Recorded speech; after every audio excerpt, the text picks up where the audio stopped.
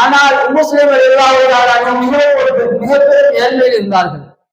நாயகம் ஸல்லல்லாஹு அலைஹி வஸல்லம் அவர்களுக்கு சந்திப்பதற்கு இவர்களிடத்தில் எந்த ஒரு அன்பளிப்பும் இல்லை.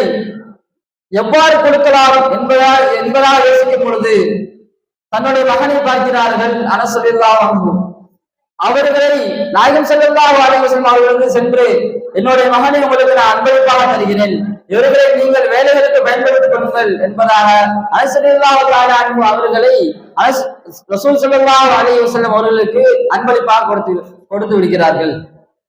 இதன் விளைவுதான் பெருமானார் ஸல்லல்லாஹு அலைஹி வஸல்லம் அவர்களுக்கு பணிவிடை செய்த விளைவு பிற்காலத்தில் உணவு போற்றும் ஹதீஸ் வல்லுநர்களாக இவர்கள் திகழ்ந்தார்கள்.